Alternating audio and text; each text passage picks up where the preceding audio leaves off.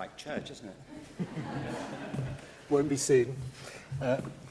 Hi, good afternoon, everyone. My name is Joe Hallgarton. I'm Director of Learning and Development here at the RSA, and it's my great pleasure to welcome you all here today. Before we begin, could I ask you to make sure your mobile phones are switched to silent? We're filming today and live streaming over the web, so welcome to all those watching online, and a reminder that the hashtag today is RSA Creativity. If you want to get involved in the discussion on Twitter, I always take questions from Twitter first when we come to the questions, so your tweet won't be wasted if you do ask a question. Now, housekeeping over, I'm delighted to introduce this afternoon's very special guest speaker, Sir Ken Robinson. As you're all aware, Sir Ken is one of the world's most influential thinkers on education, creativity, and human potential. He's spoken here at the RSA many times and has advised and collaborated on several projects. In 2008, he was awarded the RSA's prestigious Benjamin Franklin Medal. But it's perhaps the RSA Animate of the lecture he delivered that has had the most profound impact of all our joint ventures.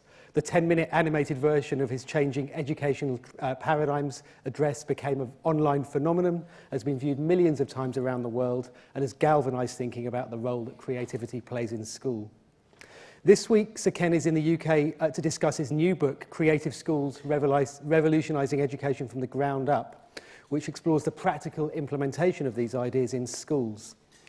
But for this lecture, we've asked Ken to turn his attention to issues further along the educational path, since here at the RSA, we're about to embark on a new programme of work that explores how universities can give their students the power to create. As part of our work on closing the creativity gap in learning, we're going to be asking whether higher education institutions should be playing a greater role in developing the creative capacities of their students to prepare them for the economies and societies of the future. If the answer to that question is yes, then how? What are the major systemic barriers and enablers to making that happen? And where are the examples of innovative practice that we could learn from? We feel that these questions are of urgent relevance to everybody, and we couldn't think of a more qualified, interesting, and inspiring person to help us begin to tackle them than Sir Ken. So, Sir Ken, over to you. Thank you.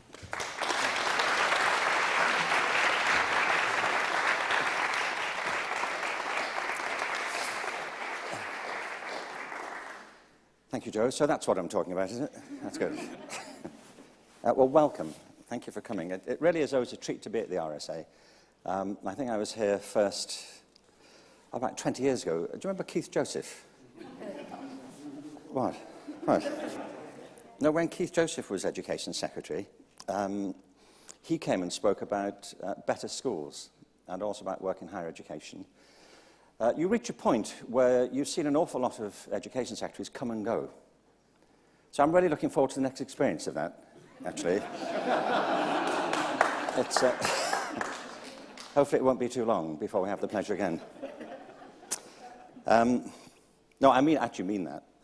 I was listening to, well, partly today's announcement, previous announcements. Nick Gibb, who's so well qualified to discuss education, gave a speech the other day at the Policy Exchange Institute about how schools have to focus on difficult academic subjects, by which he named the ones I guess he did at school and probably found difficult. And but not the arts. They're not in at all. Anyway, I think these are bleak times, really, from that point of view. You would like to think that the course of human conversation was incremental, but it seems to oscillate. And I just always encourage people who work in education that this has happened before, it'll happen again. Be brave, be strong, and keep moving about this. And it's I think part of the problem is that people caricature the opposition. I did a report in the late 90s on creative education. It wasn't just me, it was a whole bunch of us. And it was actually a commission. We weren't referred to as a whole bunch of us. It was referred to as the National Commission. Sounds more official, doesn't it? We have a bunch of people looking at this. It was a national commission, and we produced this report called All Our Futures, Creativity, Culture and Education, which was about schools. And it was also, it covered science, technology, the arts. It was the whole curriculum from top to bottom, for reasons I'll come back to. It was commissioned by David Blunkett. And the original idea was he was going to ask us to do another report on higher education. But I think they found the report on schools so unsettling that, because truthfully, I think the government was hoping in 1999, since we had a literacy hour, that we were going to recommend a creativity hour, on a Friday, after lunch, before the buses came. And actually what we argued for was that creativity is often misunderstood, and if you really want to have a creative approach to education, you have to think of the whole culture of the organisation. It's not just tacking something on at the end. So it wasn't that we were asked not to do higher education, it's just we weren't asked again to do higher education. But I do think that a proper analysis of what's happening in higher education in promoting creativity and innovation is absolutely vital and long overdue. And I'm really genuinely thrilled if the RSA is inclined to take that on, because I think there's no better organisation to do that, to bring together all the expertise around the country and internationally that really is working hard to revitalise higher education. There's a huge amount going on. That's my experience of it in higher education. Probably not enough, and there's some resistance to it, always. And it's partly that I want just to talk a little bit about in the time we've got. I think I'm going to talk for a little while. That's the idea, Joe, isn't it? Maybe 4 or 5 hours. I'll present a plan. I was studying Gorbachev's speeches. I thought I'd build on that. And then, for about 20 minutes, and then it's going to be open up for conversation. So that's the bit I'm looking forward to. But excuse me, I work these days a lot in America and internationally. But I'm from here, and this is my home base. And I think that, firstly, you don't need me to say it, but we're going through times of extraordinary, tumultuous change. And that's not going to stop. If anything, it's going to accelerate and get more profound. And secondly, that calls upon us to think very differently about education, about the talents of our kids, the resource of our faculty. We have to create different institutional structures, since most of the systems of education we have now weren't designed to meet the challenges that we're currently trying to confront. I mean, that was the heart of what we're arguing in all our futures. I gave a talk a few years ago at the TED conference, which is where, I know a lot of people here probably knew what I was doing, but this talk kind of became, as we say these days, viral, which used to be a disease, isn't it? But now it turns out it's a good thing. But I became viral. And you can't cure a virus, that's the thing, you know that. You can't treat a virus, you just have to wait for it to burn itself out, which is now happening. But in front of your very eyes, actually, I've got about another half an hour, and that's... So this thing has been seen all over the place, and I'm delighted it has, because of the content, which is to say that education, for the most part, doesn't cultivate creativity. It's not the fault of teachers or schools or individuals. There's something in the system that militates against the sort of creative experiences the kids need. It's like, individual tradespeople aren't responsible for the tax system, but it either inhibits them or it facilitates them. There's something in the culture of education which we need to shift. So there's a need for a more creative approach to education. There are some obstacles in the way of it, but there's a lot of valiant effort to try and remove them and get on and do something else. So I want to quickly sketch in those things. When you think about the need for creativity in education, firstly, there's a global imperative for this. It's absolutely essential, in my view, that we have a different view in education of the depth of the creative talents of the people we work with, of human beings. I mean, human beings are born with tremendous natural capacities. They have a huge appetite for learning and tremendous creative potential. What tends to stop it, ironically, is the conflict between learning and education. I'll give you an example. How many of you have got children? Okay. And the rest of you have seen such children, small people. If you've got children, or ever were one, you will know that children have a remarkable appetite for learning from the moment they're born, actually before they're born. For example, children learn to speak in the first few years of life. That's a remarkable thing to do. They learn to speak. And the thing is, you don't teach them. You know that. If you've got kids, you didn't teach them to speak. You couldn't. It's far too complicated. I mean, they wouldn't have the time, and you wouldn't have the patience, You know what I mean? Your kids don't reach the age of 18 months old, and then you sit them down and say, look, we have to talk. You know? or more specifically, you do. And, and this is how it's going to work. That doesn't happen. Kids absorb language through their skin. You correct them and you encourage them and you chide them along, but you don't say, look, here's the situation. You know, there are certain noises we've been making, and these refer to things. They're called nouns. And there are other noises which sound very similar, but they're really verbs. They tell us what you can do with these things, which we've just given other sounds to. And there are tenses, so you can anticipate what you might do in the future, and you can describe what you have done in the past. And don't worry about the subjunctive. Nobody gets it. You know, it's fine. What happens is that when we invent systems of formal education, the intention behind them, well, it's twofold, really. One is that there are certain things that we want our children to learn that we're not inclined to leave to chance. We think they're too important. And there may be historical things, there may be scientific things, cultural things, but these are things that we embed in the curriculum. And the other is that there are some things we want our kids to learn which are probably too difficult for them to learn if left to their own devices, like calculus. You know, it's unlikely most kids will figure that out. And there's no reason for them to, because we already figured it out.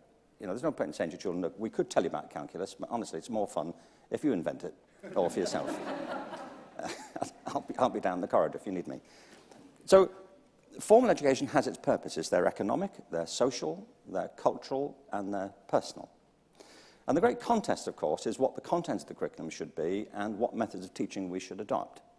Now, the reason I'm saying there's a global imperative to think about the place of creativity in all of this is, firstly, that the world is changing more rapidly than ever, partly under the influence of new technologies. I mean, technology has always, well, in the recent past, had a tumultuous role. Really, in the last 300 years, technology has become a tumultuous influence, and more so. And secondly is population growth. The world is more populated now than any other time in history. And that's a big challenge to all of us. There are now 7.5 billion people on the planet, and we're heading for 9 billion by the middle of the century, maybe 12 billion by the end of it. And we don't honestly know if, on present trends, if the planet can really cope with this. There's every indication it can't. There was a wonderful program on the BBC a few years ago about how many people can live on Earth. It was called How Many People Can Live on Earth. The BBC has a gift for titles, as you probably know, and they argued that if everybody on the Earth consumed food, fuel, and water at the same rate as the average person in Rwanda, the Earth could sustain a maximum population of about 15 billion people. So we're sort of halfway to that. But they said if everybody on the Earth consumed at the same rate as the average person in North America, the Earth could sustain a maximum population of 1.5 billion. So we're way past that now. So if the whole world wants to live as we do, as it were, in the advanced economies like ours, by the middle of the century, we're going to need 5 more planets to make this feasible, which we don't have. And all this has been caused by human creativity. The trouble is we haven't been creative enough, and the curve is becoming exponential. So the need to embed creativity into our education systems, I'll say what I mean about this in a minute, is economic, it's social, it's cultural, and it's personal. And our current systems weren't designed with these objectives in mind, or at least weren't designed to embed creativity in quite this way. So there's a global imperative. There's also a particular imperative for those of you who work in higher education, for higher education to make this adjustment. And one of the reasons is that there was, certainly throughout my life, and probably the lifetime of most of you, a tacit agreement between us and higher education, that if we went to college and did well and got a degree, everything would be great. I mean, I went to college in 1968, which is a good time, and I graduated 4 years later, and you know, if you had a degree then, it was a passport to a job. There was no question. I mean, nobody doubted that you'd get a job if you had a degree. If you didn't get a job with a degree, it's because you didn't want one. You know, I didn't want one, as it turns out, but if you had one, it was a guarantee. It's simply not a guarantee now. And the reason it's not a guarantee is not because degrees are easy to get, it's because the world has shifted on its axis. So many people now have degrees that there is a problem of, I've talked about it a lot in the past, of academic inflation, that a degree in itself doesn't cut it anymore. You know, where a degree used to do the job, you now need an MA, and where an MA did that, you probably need a PhD, even for a starter job. In many countries, this one included, China certainly, North America, there's a growing problem of graduate unemployment. You're better off probably with a degree in some areas of work than not. But there's an even bigger problem of graduate underemployment, of people who come out and take jobs, because it's the only job they can get, for which their degree is really not a requirement at all. Now, that's not the only reason to go to college. The only reason to go to college is not to get a vocational qualification. But it's one of the expectations that we always had, that it would be a passport to security. It's not now because of the numbers of people who've got jobs, who've got degrees. That's a big part of it. It's simply the market's glutted with them. That's been a policy to expand higher education to meet the needs of the knowledge economy. But the second reason is that if you think just on the economic argument at the moment, many of the jobs that people now are looking for require skill sets that a conventional academic degree doesn't give them, simply doesn't provide them. One of the distressing things, I think, about the government's current policy is they believe that if people do 5 GCSEs in difficult subjects, this will then equip them, in academic subjects, will then equip them somehow miraculously for the job market. And this, I think, is one of the toxic issues in education, this conflict between academic and vocational courses. It's been in the DNA of education for as long as I can remember that the really smart people do degrees, and those who don't quite make it do vocational programs. And the truth is, the whole world depends upon people with practical vocational skills which meld theory and practice together. But our system isn't designed to do that. So the consequence of that is that the ecosystem of higher education is starting to shift. When I went to college, it was free. That was the first thing. There was a secure job at the end of it. And actually, we were paid to go, my generation. Generally. Well, it's not true now. If you go to higher education now, it's very expensive comparatively, much more so in America, by the way, than here.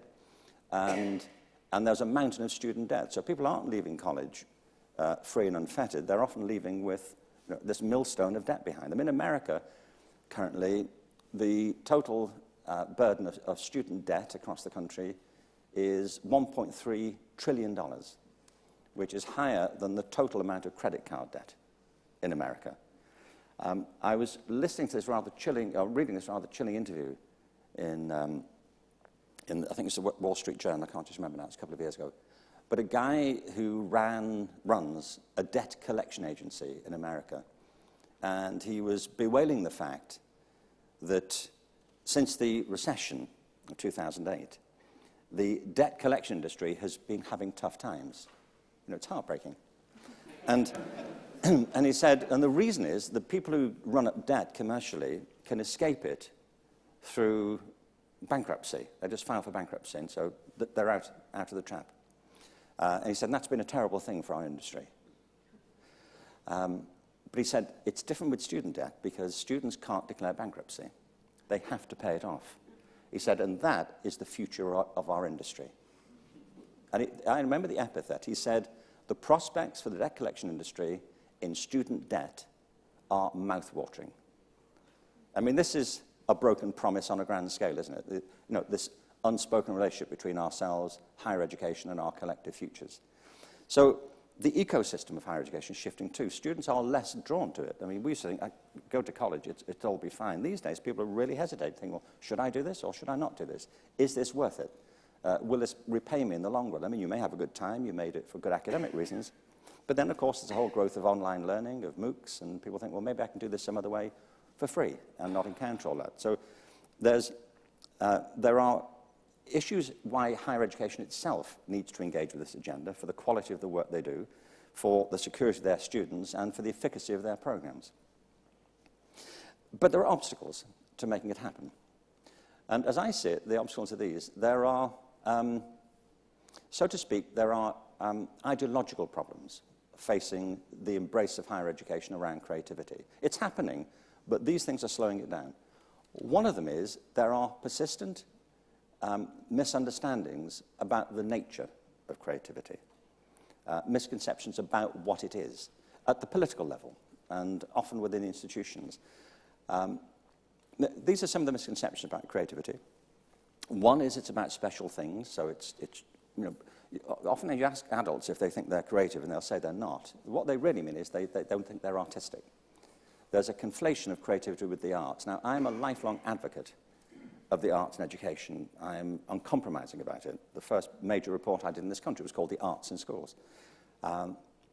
Be that as it may, though, creativity is not confined to the arts. It's a function of intelligence, and it applies in any field whatever.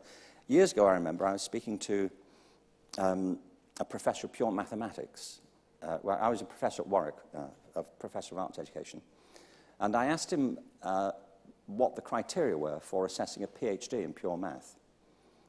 I'd never seen one, you know.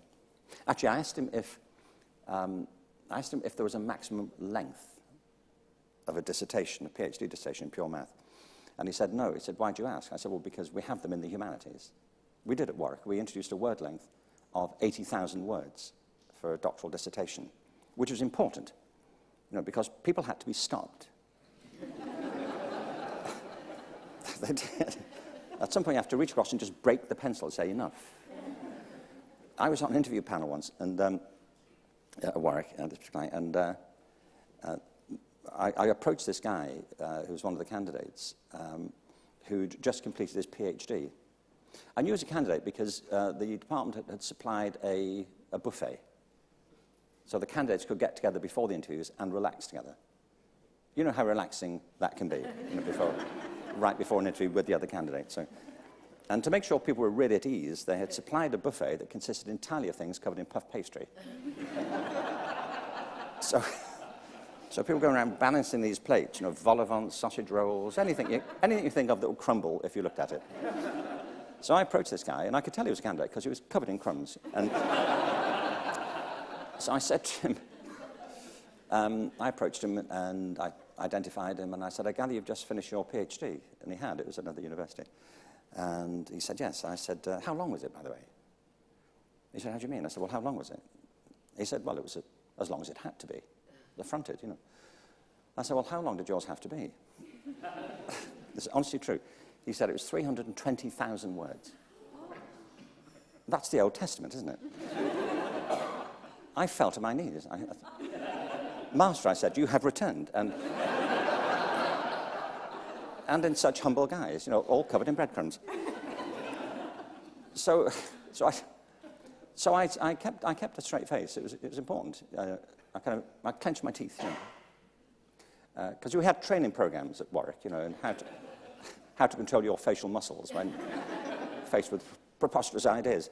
So I said, so what was it about?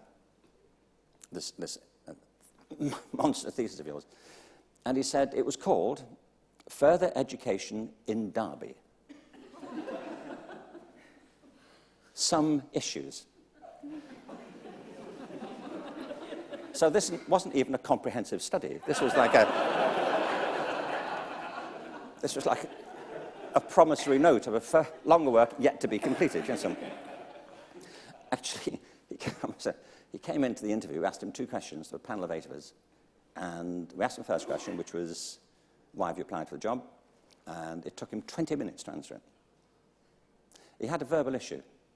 And the thing is, it was a continuous sentence with no implied punctuation. You know, sometimes you listen to people and think, oh, there's none of that. It was like one long German word, you know, and with nothing implied, until eventually just exhausted himself. And he developed that technique of circular breathing. You know, the people who play the clarinet.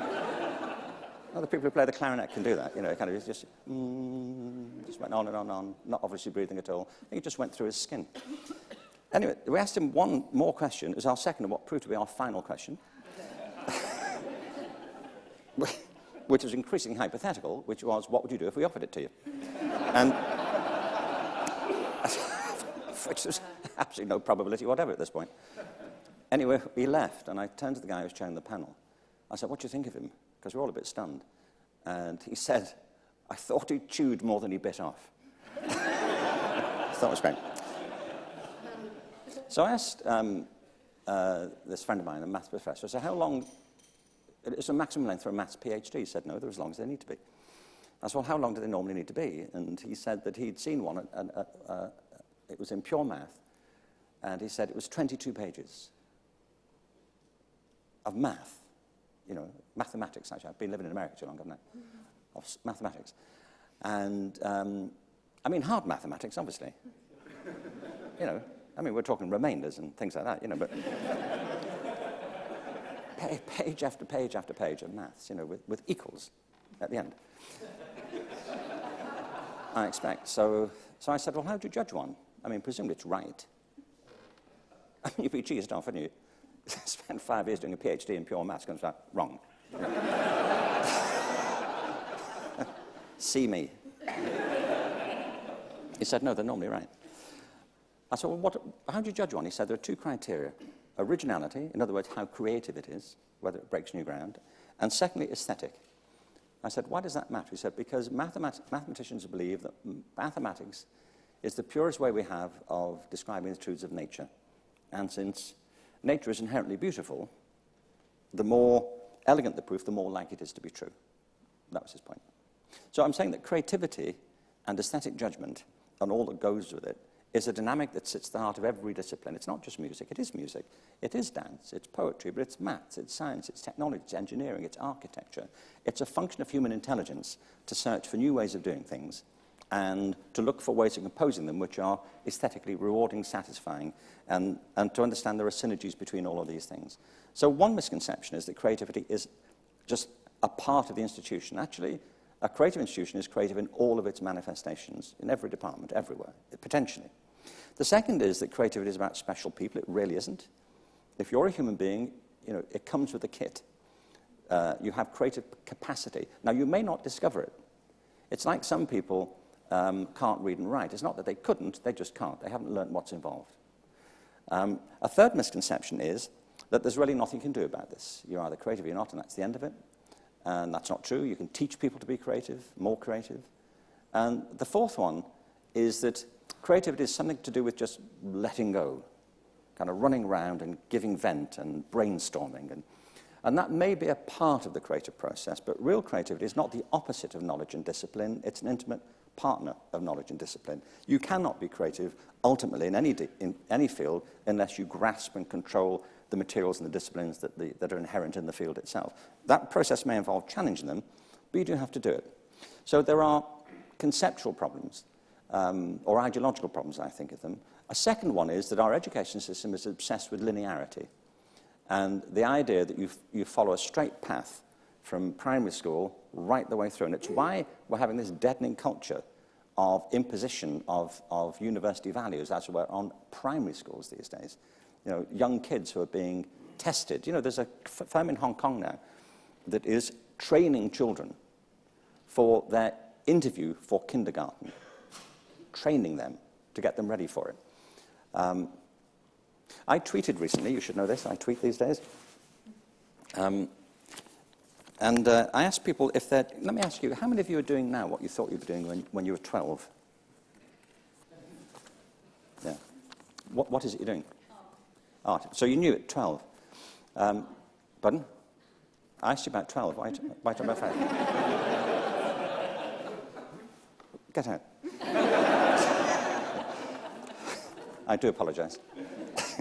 No, but some people do have that vocational thing, but like this job, this role, these things, these experiences, you can't predict that. The truth is you create your life, don't you? Even if you know exactly what you want to do early on. So I asked people what their career route was in 140 characters or less. I got this one. I'm an MSc in civil engineering. I work with Unilever in marketing. I co-founded a tech startup. I now work in a primary school. I studied business communication. I'm now a professional magician. And I dabble in linguistics. I studied politics and now work in football, so no change there.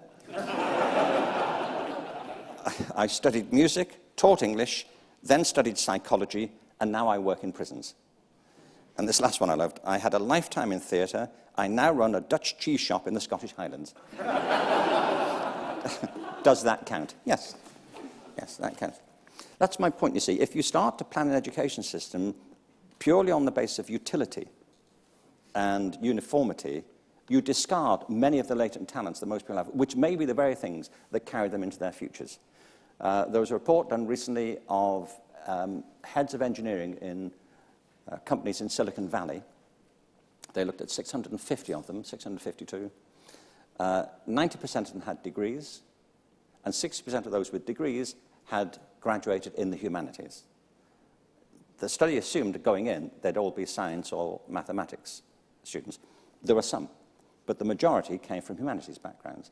This is what happens in the web. That education isn't just a linear route, but it's one of the things that holds back the evolution of our education systems, the belief that you have to focus on what's likely to be useful later on, and nobody knows what's likely to be useful later on. It's about developing what people bring with them already. There are institutional problems, I think, that hold creativity back. You can think of them, broadly speaking, as political and pedagogical. By political, I mean that institutions, in the end, are often inherently conservative. And you know what institutions are like. It's the whole I taught in higher education for a long time. The pressure for accountability tends to drive people back into their disciplines. The struggle for dominance in universities is based on student count and research papers and size of faculties and so on. And often there's an obsession with our own academic work, which discourages collaboration. A lot of academics are not natural collaborators, as you probably know. And that can get enforced in the institutional politics of the system itself. So there are political things that you can't ignore. They're there. People have to be coaxed out of these warrens and be encouraged to collaborate and to see there's some virtue and benefit in it. And I say collaboration because it's a big bit of creativity. And a second institutional issue is pedagogy. A lot of people who go into higher education go there not because they're natural teachers. Some of them are. Many of them are brilliant teachers, but many of them go in because of their own discipline. And so asking them to help to facilitate other people's creative work is often a bit of a struggle because they don't quite know how to do it. There's actually some very interesting work happening now, as you know, in the flipped classroom. Eric Mazur, who's a physics professor at Harvard, is one of the doyens of this field. He was told, I'm sure you know this, but you can check him out, but he was told, he read a study that showed that physics graduates didn't really understand the practical implications of the concepts that they had learned. And he thought, well, that can't be true of my students. I work at Harvard. And so he tested them, the graduating class, and gave them some practical questions which required the application of these principles, and they had no idea. They understood enough to pass the test. They didn't understand what this meant actually in the real world. And so he got students to talk to each other about it, and they helped each other understand it within about 4 minutes, and he'd spent 5 years lecturing from the front. So it's one of the origins of the flipped classroom, like the Khan Academy, like the MOOCs, where you don't lecture to people. Forgive me, I'm doing it now, but you don't lecture to people. They study all that stuff beforehand, and then they work practically and collaboratively in the classroom. And it interests me, by the way, it's taken all this long for Harvard to discover what every kindergarten teacher has always known, that if you get people to work together, they learn from each other as well as from you. So there are ideological issues here, and there are institutional issues to overcome. But I want to come on, just before I pass this over in a moment, to what people are doing to tackle these things. But first, I said that there are problems of definition about creativity, so let me define it, at least in my terms. There are several related concepts, I think, to understand creativity. But I'll focus on these things: imagination, creativity, and innovation. These are all related, but they're different. At least I think they're different. By imagination, I mean the power that human beings uniquely have to bring into mind things that aren't present to our senses. The ability to step out the present moment and either to anticipate the future or revisit the past or to go sideways into somebody else's consciousness or point of view. Imagination is something we totally take for granted, and yet it underpins every single form of human achievement that's distinctively human. Other creatures may have imaginations, we simply don't know. But they don't show it in anything like the same degree to which we do. I don't mean they don't have empathy, I don't mean they don't suffer, but they are largely locked into an evolutionary frame. Physically, we are probably evolving at the same rate as every other form of life on Earth. I can't imagine we are nature's last word. Set aside Charlize Theron, who I think is, but that's a different question altogether, really. But we are not nature's last word. But culturally, we're in a constant state of change and evolution. The lives we live now are nothing like the lives our grandparents lived. Nothing at all. We have the same instincts, but we live in a different technological, ethical, cultural environment. Human life is constantly being moved forward by the flow and the irrigation of new ideas and the way that people live. Creativity, so I see that as the fountainhead of creativity. Creativity is the very practical process of putting your imagination to work. It's applying your imagination to something. We defined it in the All Our Futures report in a particular way as the process of having original ideas that have value. And the three things matter. It's a process, not an event. I mean, sometimes it's an event. Often it's not. It's an evolutionary process. What you start off with is not what you end up with, whether that's a physics problem or writing a poem. Secondly, it's about new thinking. It doesn't have to be new to the world, but new to you anyway. And it's about critical judgment. It's about coming up with ideas that you think are worth it. And that's true whether you're working on a poem or on a mathematical formula. Value judgments sit at the heart of creative process. Of course, the question is whose values and which ones, and that's the right question. Often, ideas that were novel in their time were misjudged because the wrong values were applied to them. So the relationship of critical judgment to creativity is fundamental. And I'm saying these things can be taught, and they should be. I want to show you a very quick video that sort of illustrates just a little bit this. By the way, I just published this new book. And oh, is that me? No, the reason I published this, and the reason I'm on the front is because people recognize the TED picture more than my name, probably. Seriously. But those TED Talks are about the need to promote creativity.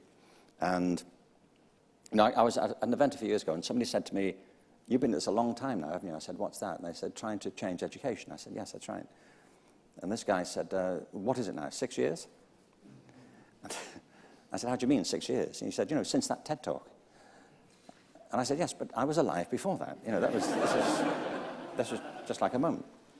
So people keep saying, so what do we do? And this is my attempt to distill what should happen in schools. And I think as Joe said, there's a case to apply these same principles to higher education. I just want to show you this. Two very quick videos. I came across this, a good example to me of creating. This happens to be art, but it could be anything. These are the same kids. It's a little experiment in the Middle East. It's been repeated in several schools. Same kids. They were just asked two different sorts of questions. The first one was a very closed question. The second one wasn't. But just watch the difference in how framing the issue opened their mind.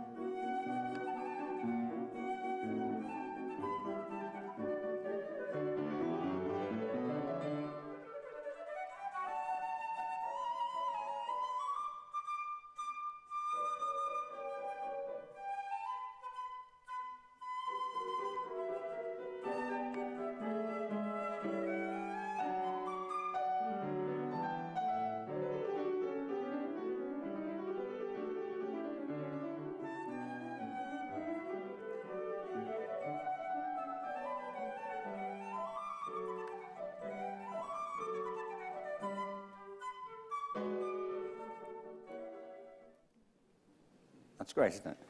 Two things I wanted to point out. I'm conscious of the time. Firstly, that these were the same kids, they were just asked a different question. And a lot of creativity is about asking new questions rather than just looking for old answers to old, or new answers to old questions. It's reframing. That's when a paradigm shift happens, when people just see the thing differently. And we have extraordinary capacities to see things differently if we're led in the right way. The second thing about that is the use of tools. I mean, we get very hung up on digital technology for good reasons, but crayons are a tool, and there's always been an intimate relationship between tools and creative thinking. I came across this little piece, really. I'm going to show these very quick clips before I sit down. This is an experiment. Anybody here speak Dutch? Oh, great. Well, you'll enjoy this. More than we will. You don't need to speak Dutch. You can ignore the subtitles. But basically, you'll get it.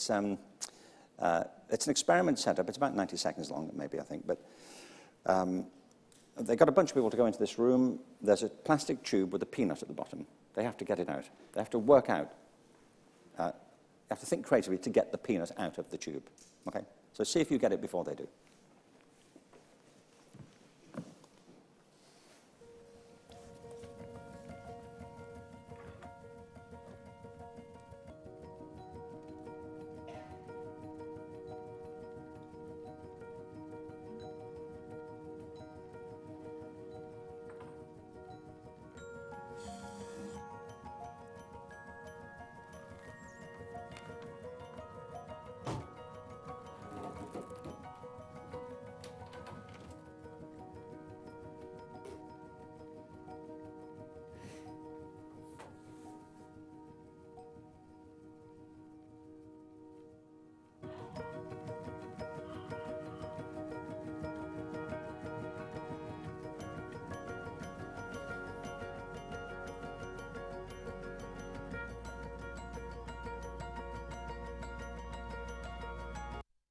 Great, isn't it?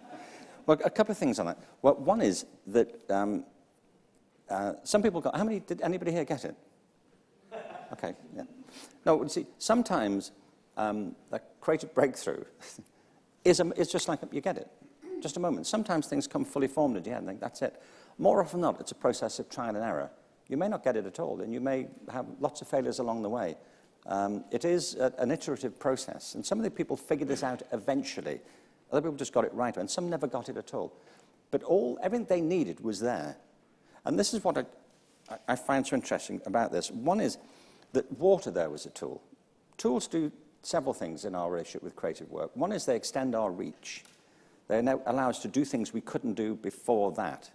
A plow or a shovel or a microscope. It physically extends our capacities. But great tools always also extend our minds. They enable us to think things we couldn't think before we had the tool. Now, it's maybe not true of the water there, but it's true of iPads, it's true of oil paints, it's true of telescopes, it's true of many of the tools. Things become available to us that were literally inconceivable just before that. But what interests me about that is how, again, people didn't see what was in front of them. They didn't use the resources that were available to them. I think most people ignored the water bottle because there was a bowl of fruit in front of it. And it was at the back, and they just imagined, well, that's not anything to do with this. That's just if I need a drink. I think if the bottle of water had been placed next to the tube, it would have been over in, wouldn't it? 10 seconds, it had all been over. What's the problem here? Just pour the water in, and we are done. The creative leap was making the connection. And I think this is true in our communities, in our schools, in our colleges, in our universities, that we ignore the resources that are sitting in front of us. We ignore the talents and the abilities and the possibilities of the people we're surrounded by because we don't think they're relevant, and we just haven't made the connection. And in higher education especially, the connections are there always to be made between disciplines, with the community, with business and the rest. So there are 4 areas, and then I'll just set this as an agenda. I'll pass on to Joe here. In terms of the things that are going on in higher education, I'm saying there's endless need for more creative approaches. There are some serious problems and obstacles, but there is endless vitality that people are showing in overcoming them. And I think the ones I just at least would put out there as examples we might think about are, firstly, there is here and all around the world, there is a tremendous sector of specialist colleges that actually specialize in creativity. We think of them as arts colleges, as performing arts colleges. I've worked a lot with them over the years, whether it's the Royal Academy of Dramatic Art or LIPA or the Guildhall or Schools of Design, the arts universities. These are repositories of fantastic pedagogical and creative practice. And if we're serious about energizing creativity, I think we should be we should be encouraging them and learning from them if we feel there are lessons to be learned, but also using them as a resource to the whole sector. When people say you cannot teach creativity, they've just never been to an art college. That's all I can say. Or they've never been to a dance school, or they have never been to a drama school, properly run.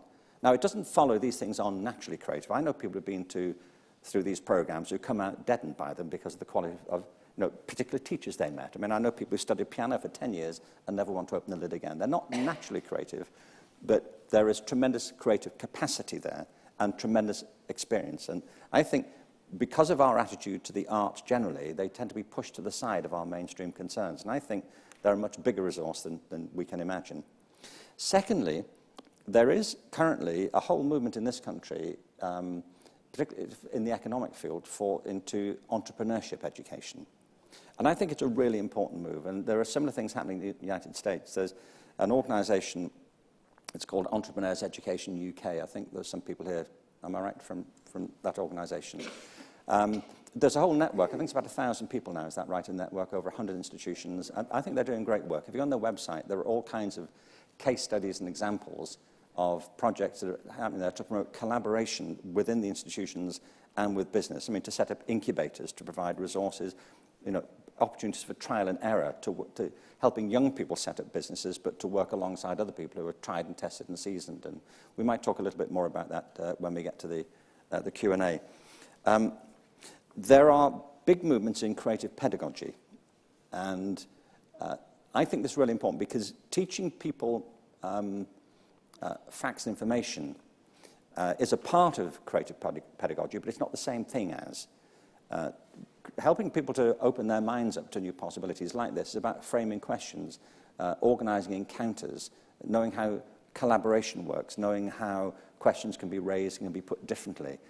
It's a different type of pedagogy. And I think if we're serious about creativity in higher education, we need to help people who teach in it to teach this way. I think we should be running training courses in creative thinking. You can't teach really what you don't know.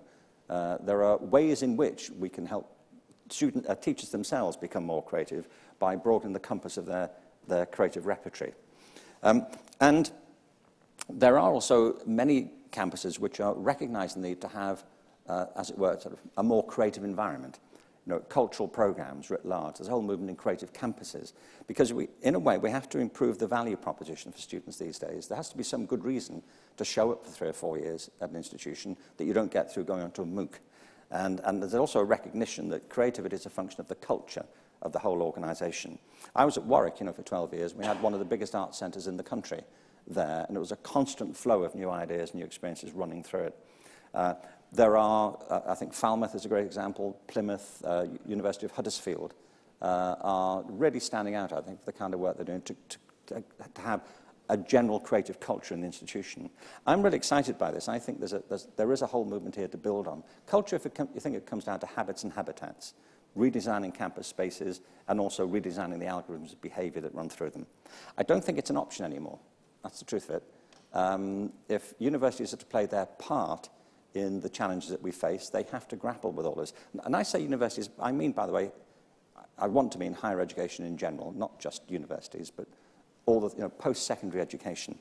There was a great, an interesting observation by H.G. Wells in the early 1920s, I think, where he said that civilization is a race between education and catastrophe. I think it's a stark but a very interesting way to put it. Education is in the front line of our evolution culturally and intellectually as a species and creatively. And I think it's the historic challenge now of our generation to grasp that properly. Thank you.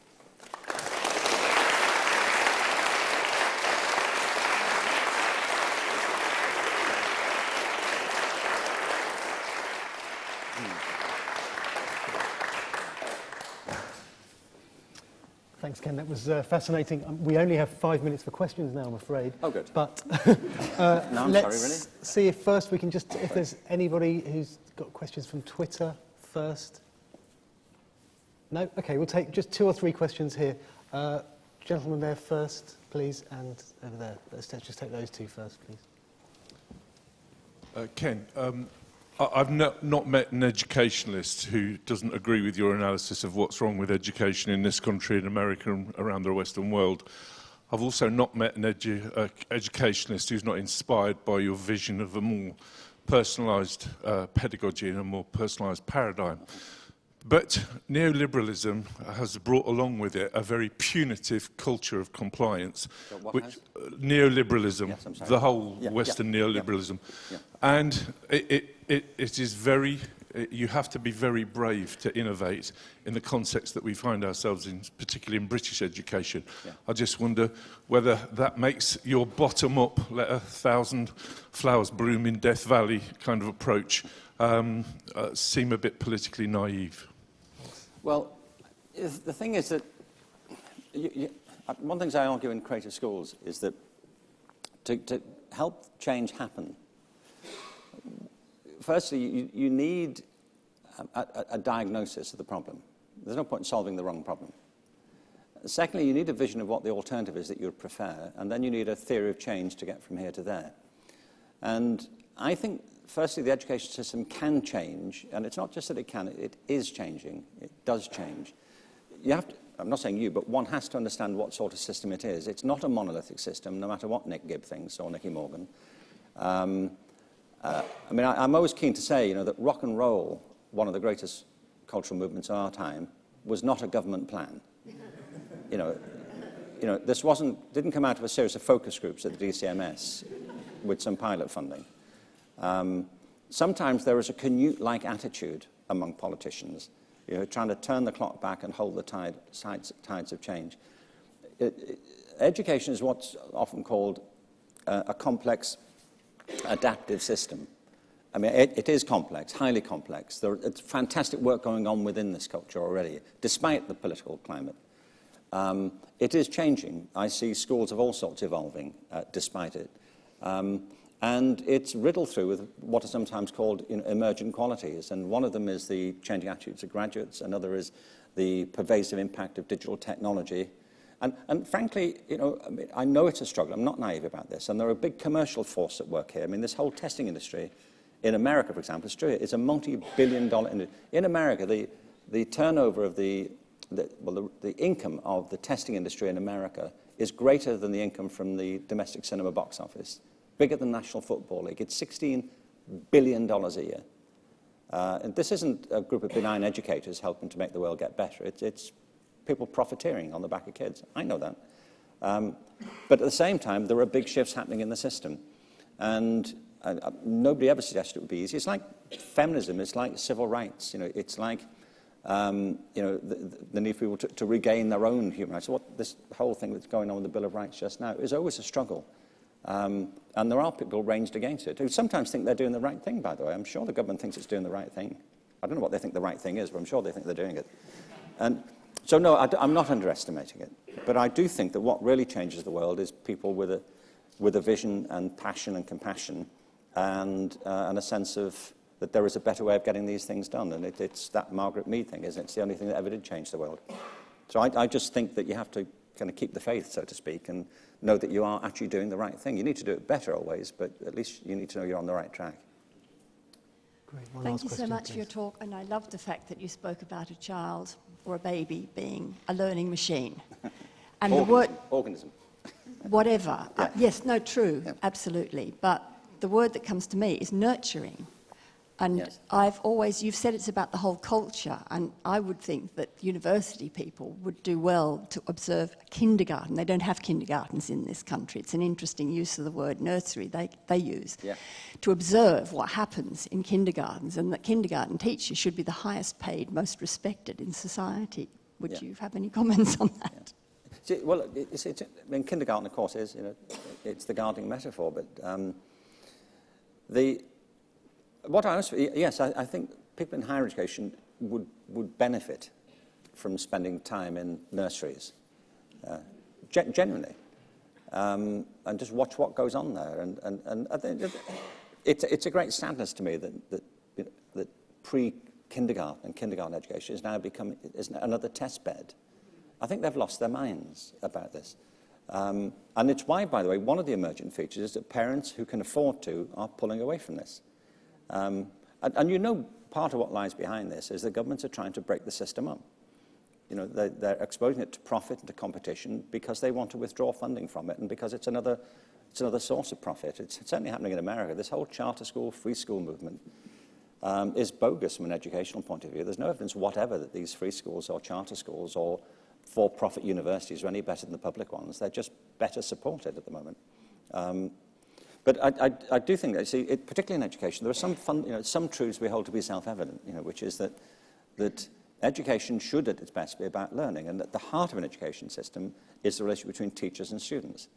I mean, MOOCs are great in certain areas, and they're an untested proposition just yet. But there is something that you get from being in the room with people that you don't get from watching it on a screen at the moment. And there are some things that have simply not shifted about the effect of inspiration on people, the effect of somebody looking in your eyes and getting you, of pushing you harder than you might be inclined to go all by yourself, of helping you correct a course somewhere. And I feel this very strongly. The thing is, education, from primary through to higher education, is subject to principles of efficacy that haven't really shifted. And politicians come into office and scratch their heads as if they're the first people to think about this. And then they get baffled. And they think, well, how do we solve all these problems? And part of my response is, well, stop causing them. How about that?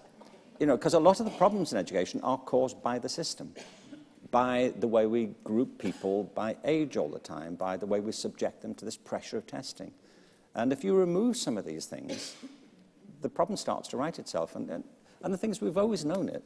I mean, education's not like cancer.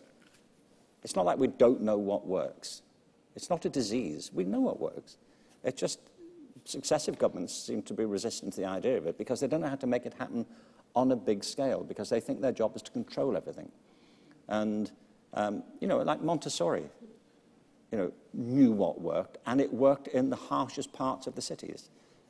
You can go on with this. I'm not saying there are no conversations to be had, but it would be nice if they were incremental. But in the absence of that, then the people doing the work just have to do the very best they can and keep moving it forward. And I always feel, if you change the experience of your students, if you change your institution, you can't change the whole world, but you can change your world. And you can change the world for your students. If at the end of the day, your kids have had a better experience, your students, for having been with you, if you've opened their eyes to something, if you've put them in a new direction, then you've changed their world already. You simply have. I think I have people change my world, and how people will have changed yours. And I think we shouldn't beat ourselves up too much by expecting too much of ourselves. I think you should go home overnight and feel, well, I did a good day here today. And there's this bigger meta problem we have to keep contending with it. But at least I did the right thing with these kids. And this is a fantastic institution as a result of me being in it. And if enough people do that, then it spreads, and then the system does shift. That's when the system change happens. And it's like all the great social movements began with somebody saying, no, we're not going to put up with this anymore. And we'll push back. But the truth is, it will never be over. I think it's important to know that. If you accept the agricultural or the organic metaphor, the weather keeps shifting. There's always a new generation. There's always more to do. You just do what you can today and keep your eye on the horizon and try and do things you feel proud and good about and push as hard as you can in areas that you should generally be resisting. But I think it's easy to get into a mindset where you just think, oh, it's another, we messed up again. And actually, education doesn't happen in Westminster in the committee rooms. It happens in studios and lecture halls and projects and people connecting to each other. That's where it actually happens. And in due course, it's nice now and then if you get a policy framework and a set of politicians who get that. I mean, that's what's happening in Finland. They absolutely get it. I did an interview the other week with the outgoing education secretary in Israel. And he made this whole speech. He's going to write a book. He said about how education has to be driven by love. I was going to give him Nicky Morgan's hashtag and say, just, or Kenneth Baker's or anybody's. The idea that a British politician would talk on a public platform about love and education is kind of preposterous, isn't it? That it would happen. But we know it's true. I mean, all the people who've inspired us in education, as well as loving their discipline, have a kind of love for you, and that's important. So I'm saying, I mean, I've been this a long time, like you have, and you have to count your victories as well, when you toss it up at the end of the day. But in education, we always knew what worked, and I think our job is to just get more of it happening. Thanks, Ken. We did a report called Schools with Soul, which I think really resonates with some of your points. Yes, absolutely. I'm really sorry, but we've run out of time now. Ken will be available outside to sell and sign his book. I'm not personally selling that. They are on sale. If you want to find out more about our work, about creativity and about higher education in particular, please sign up to our mailing lists or contact me directly. I'm happy to speak to anybody who wants to find out more. Last of all, I'd just like to thank Sir Ken for his time today and for a fascinating lecture. Thank you.